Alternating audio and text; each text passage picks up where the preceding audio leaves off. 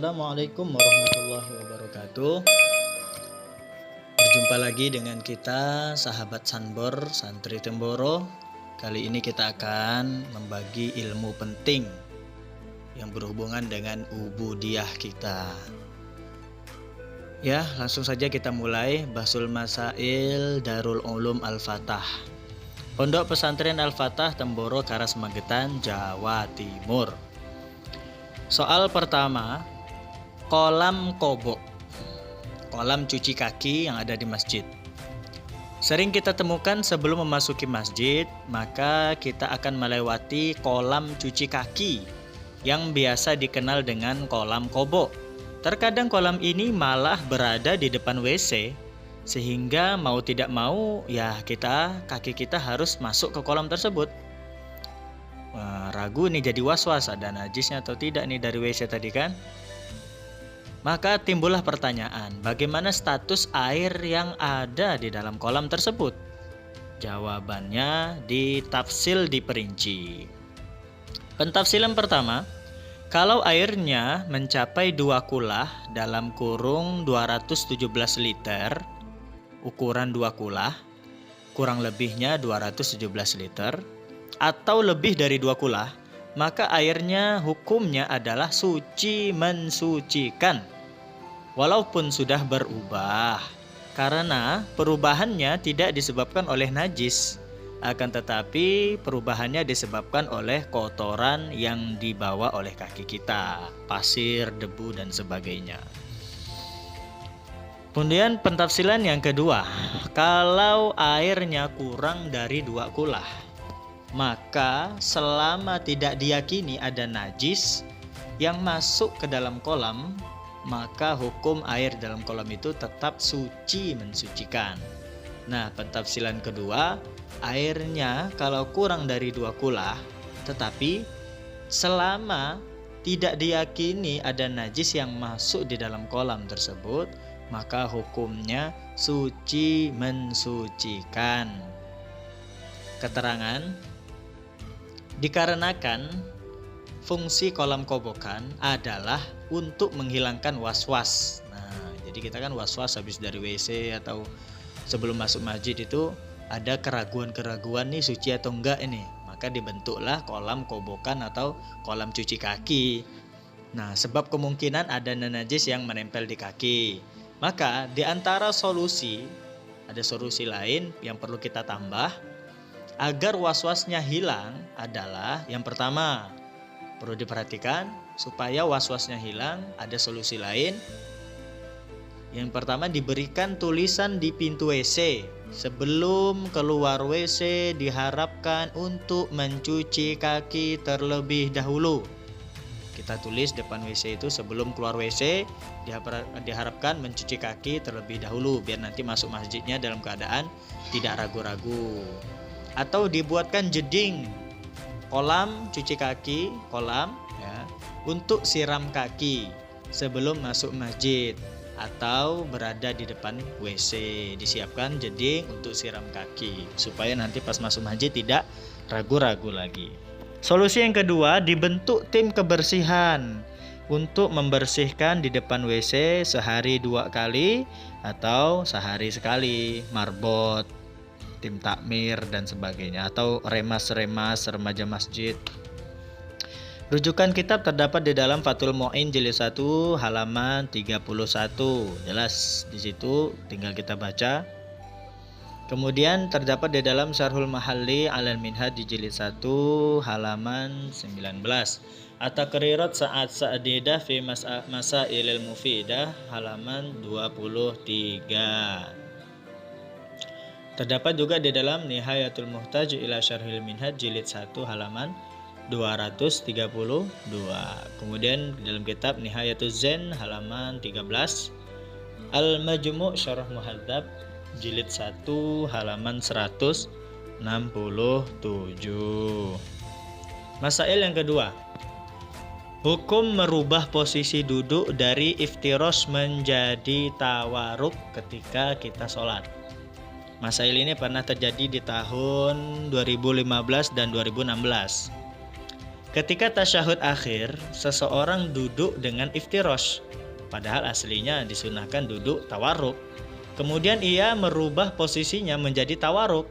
Dari iftirosh berubah menjadi tawarruk, duduk yang aslinya.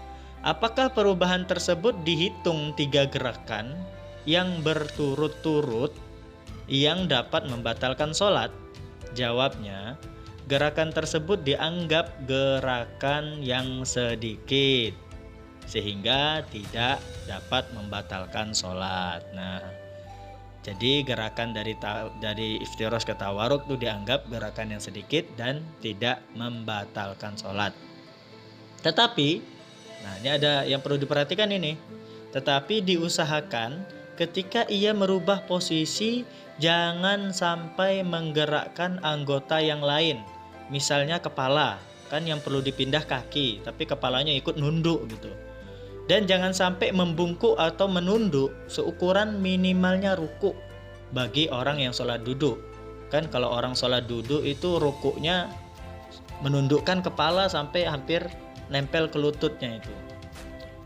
Jangan sampai membungkuk seukuran minimalnya rukuk bagi orang yang sholat duduk.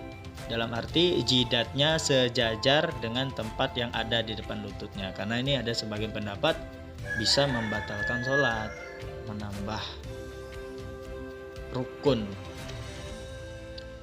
Terdapat di dalam kitab Fathul Mu'in jilid 1 halaman 260. I'anatul Talibin jilid 1 260. Kemudian soal yang ketiga, hukum menggeser bangunan masjid. Masail ini pernah terjadi pada tahun 2016-2017. Pertanyaannya, bagaimana hukum menggeser bangunan masjid ke tanah sebelahnya? Kemudian bekas tanah masjid tadi yang asli dijadikan sebagai tempat parkir. Nah, bagaimana nih hukumnya ini? Jawab, di dalam madhab Syafi'i hukumnya tidak boleh. Waduh, ini dalam madhab Syafi'i menggeser bangunan masjid ke tanah sebelahnya, kemudian masjid aslinya tadi tanahnya itu dijadikan tempat parkir. Hukumnya ini tidak boleh. Tetapi jika hal tersebut sudah terjadi atau sudah terlanjur, kejadian itu sudah terjadi, maka kita boleh mengikuti pendapat ulama yang membolehkan. Seperti pendapatnya madhab Hanafi, hukumnya boleh memindah bangunan masjid ke sebelahnya, kemudian jadikan tempat parkir. Tapi dengan syarat tempat bangunan masjid yang asli tersebut itu memang sudah akan rusak. Bangunan masjid sudah akan rusak dan akan diganti di tempat yang lebih baik di sebelahnya. Dan perbuatan itu pun setelah ada ketetapan hakim yang adil. Nah, jadi kalau belum ada itu belum boleh kita mengikuti madhab Hanafi ini. Kemudian ada pendapat yang lain seperti pendapatnya Imam Hambali. Boleh juga memindahkan bangunan masjid ke sebelahnya, tapi apabila tidak mungkin diabadikan atau dipertahankan lagi bangunan masjidnya. Jadi boleh membuat yang baru di sebelahnya untuk mempertahankan masjid yang baru, sehingga masjid yang lama itu sudah memang nggak layak pakai, jadi membahayakan. Kalau pendapat Imam Hambali boleh, tapi menurut pendapat Imam Syafi'i tidak boleh. Terdapat rujukan di dalam kitab Nihayatuz Zain Syarah Qurratul Ain jilid 2 halaman 29, di dalam kitab I'anatul Talibin jilid 3 halaman 334, di dalam kitab Al-Mawsu'ah Al-Fiqhiyah Al-Kuwaitiyah jilid 6 halaman 324. Nah, ini jelas, tinggal kita baca. Ada yang sudah ada harokatnya, yang belum bisa baca sabar dulu. Kita mau belajar ngaji bareng, luangkan waktu untuk mencari ilmu supaya kita bisa menyempurnakan agama kita. Karena bekal paling penting hidup kita ini adalah bekal agama. Ketika kita meninggal nanti, jabatan, harta, bahkan keluarga, bahkan dunia yang kita tempati sekarang ini nanti akan kita tinggal, dan yang kita bawa adalah agama, amal ibadah kita. Mudah-mudahan bermanfaat untuk kita semua, baik kita di dunia maupun di akhirat. sehingga kelak nanti kita bisa berkumpul bersama di surganya Allah bersama baginda Rasulullah Sallallahu Alaihi Wasallam. Nah, bagi teman-teman yang belum menekan tombol subscribe-nya, bisa kita tekan tombol subscribe-nya untuk menjalin silaturahmi bersama Sanbor Channel. Jangan lupa like dan share videonya. Mudah-mudahan kita mendapat amal jariah gara-gara kita membagi video yang bermanfaat, sehingga teman kita yang lainnya yang melihat pun dapat mendapat manfaat yang sama, sehingga dapat menjadi amal jariah yang terus menerus sampai hari kiamat. Insya Allah mungkin itu saja dari Sanbor Channel Santri Temboro. Lebihnya kita mohon maaf. Wabillahi taufik wal hidayah. Wassalamualaikum warahmatullahi wabarakatuh.